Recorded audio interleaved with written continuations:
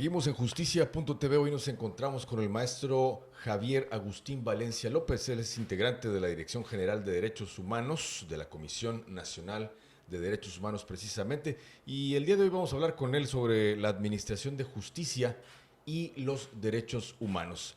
Maestro, para empezar esta entrevista, platícanos desde tu punto de vista cómo hemos avanzado en los órganos impartidores de justicia en el derecho a un juicio justo, ese esquema donde se debe de asegurar para las partes en conflicto la certidumbre, la certeza y las condiciones justas para ambas partes.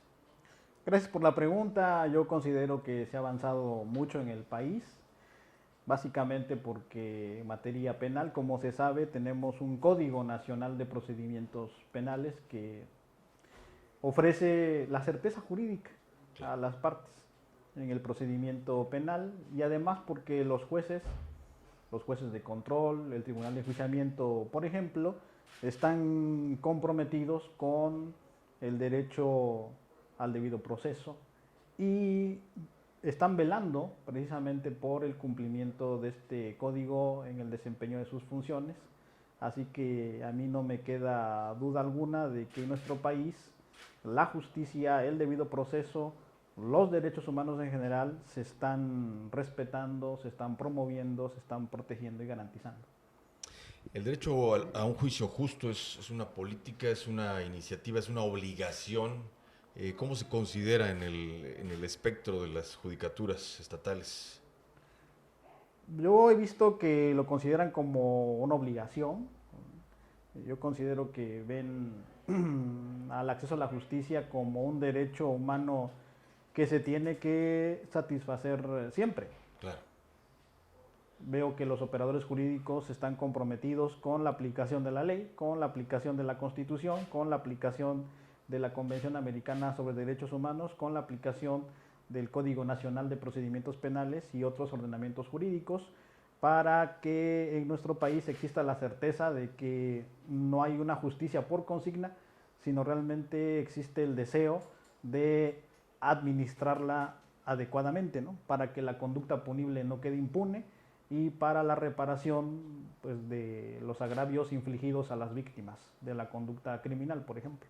Claro, maestro, la reforma sustantiva en materia de derechos humanos del 2011 le otorgó un impulso a todo este fortalecimiento de los derechos humanos en la esfera pública en México, es decir, incluso obviamente en los tribunales de justicia. El hablar ahora de este derecho a un juicio justo, surge, se fortalece a partir de esta reforma del 2011. Yo pienso que sí se fortalece. ¿Sí? La reforma constitucional del 10 de junio de 2011 constituye una medida adoptada por el Estado mexicano para dar a los derechos humanos una posibilidad de eficacia real. A partir de esta reforma o este marco jurídico constitucional tenemos sentencias muy importantes emitidas por la Suprema Corte, casos emblemáticos tales como el uso lúdico de la marihuana, Sí. la procedencia del amparo contra omisiones legislativas, y también recuerdo el derecho de los padres a cambiar el orden de los apellidos en el acta de nacimiento para poner en primer término el apellido de la mamá. Son avances que hemos registrado en la Suprema Corte de Justicia, y vemos con beneplácito que la Suprema Corte, está tratando seriamente el tema de los derechos humanos y está generando casos emblemáticos, casos que están llamando incluso la atención a nivel internacional, porque estamos avanzando en la materia, pero sí considero que la reforma constitucional en derechos humanos dio un impulso a este tema.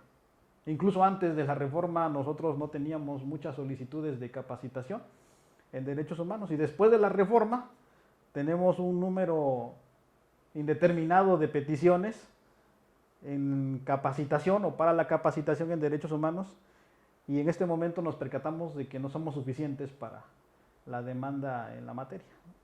Claro, en materia de percepción, maestro, todos estos avances de los que nos platicas, que sin duda benefician a la ciudadanía, que es el último fin de la justicia, Pero bueno, en general, la percepción cómo anda, es decir, esta vinculación, impartición de justicia, derechos humanos, ¿cómo lo percibe el ciudadano? ¿Cómo ve a las judicaturas, a los tribunales en materia de realmente respeto, promoción de los derechos humanos? ¿Hay algún cambio? ¿Ha habido alguna mejoría en esa percepción? Yo lo que puedo decir es que sí he visto que la sociedad aprueba el Sí, accionar de los tribunales. No me ha tocado ninguna queja o ya, ninguna inconformidad o conocer una inconformidad por el accionar o el comportamiento de los jueces, en ningún sentido. Entonces yo deduzco que la sociedad ve con buenos ojos el accionar de los jueces. claro, Sí. y, por ejemplo en el caso de la infancia, los niños, las niñas, los adolescentes, cómo se ha visto beneficiado este sector de la población a partir, pongámoslos como punto de origen, en la reforma de junio del 2011? ¿Ha habido cambios en ese esquema legal para beneficiar, proteger a la infancia en México?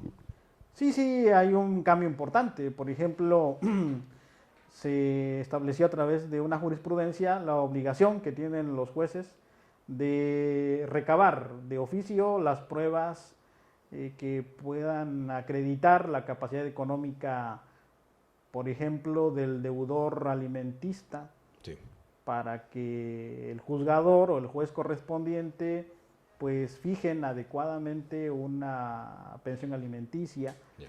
que satisfaga, por ejemplo, las necesidades de las niñas y los niños, como son vivienda, educación, salud, esparcimiento, etcétera. Entonces ya la Suprema Corte determinó hace tiempo que los jueces, por ejemplo, en materia de lo familiar, están obligados Sí. a recabar de oficio las pruebas que pueden servir para acreditar la capacidad económica del deudor alimentista. Tomando en cuenta, por supuesto, el interés superior de la niñez, Ya. para que los jueces sean, digamos, en este caso, unos activistas en materia de derechos humanos, ¿no? Muy bien.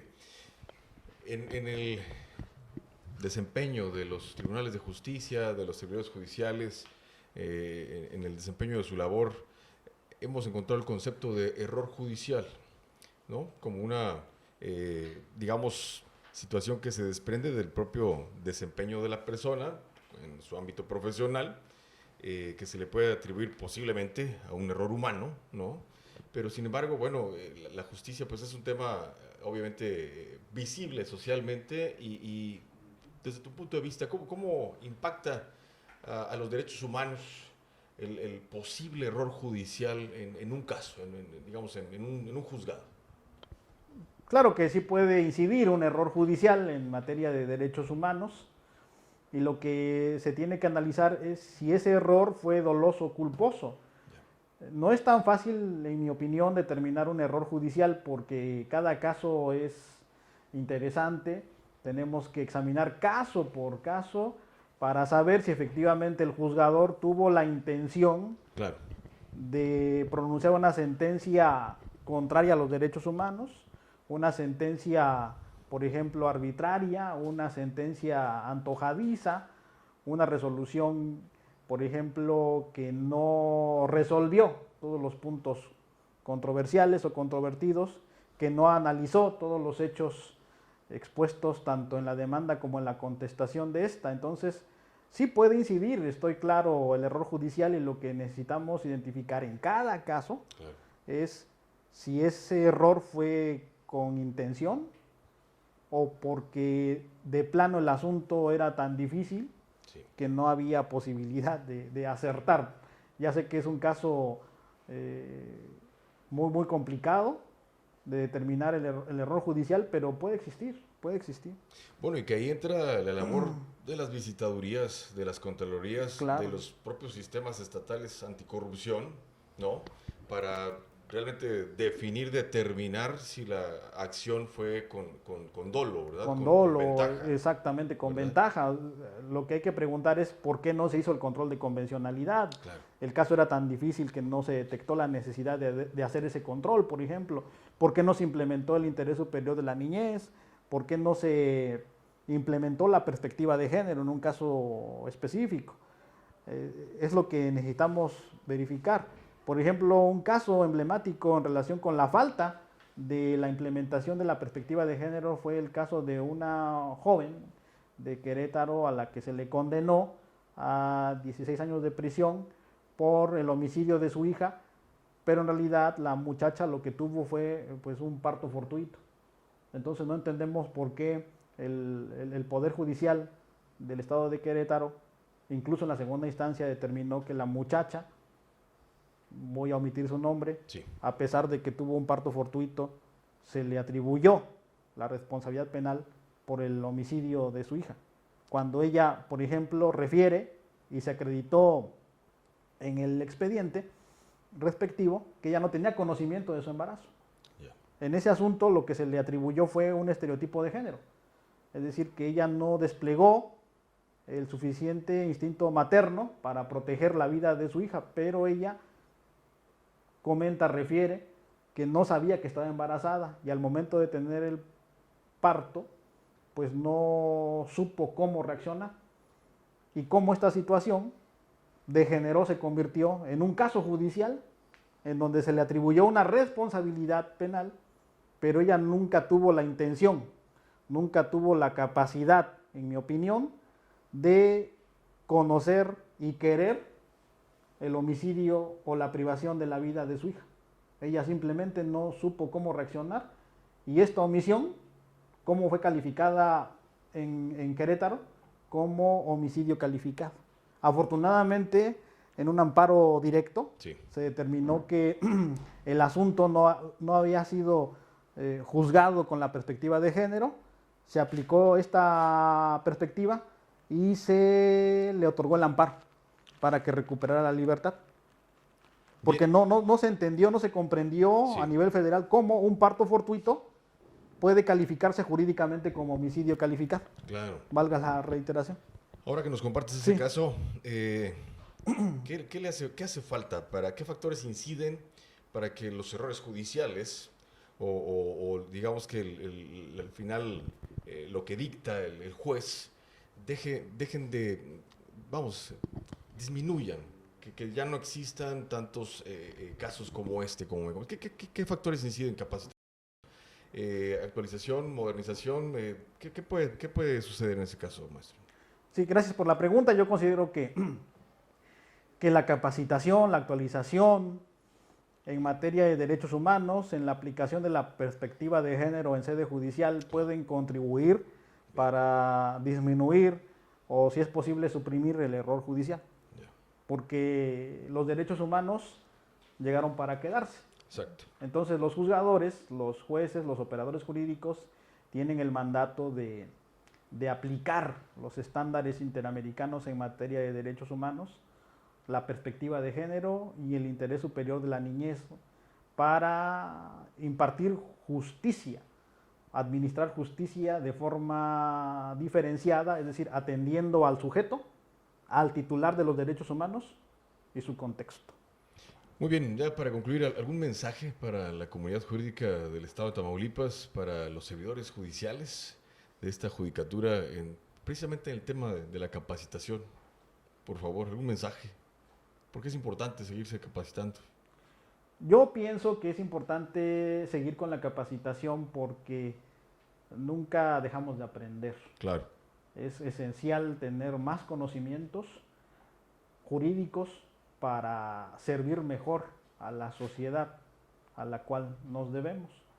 Así que primero les felicito por seguir con la capacitación en derechos humanos y también manifiesto mi profunda admiración a su labor porque gracias a ustedes la justicia en México es posible. Muy bien, muchas gracias, Muchas gracias. maestro. No, Gracias. gracias. Estuvimos con el maestro Javier Agustín Valencia López, él es integrante de la Dirección General de Derechos Humanos de la Comisión Nacional de Derechos Humanos. Continuamos.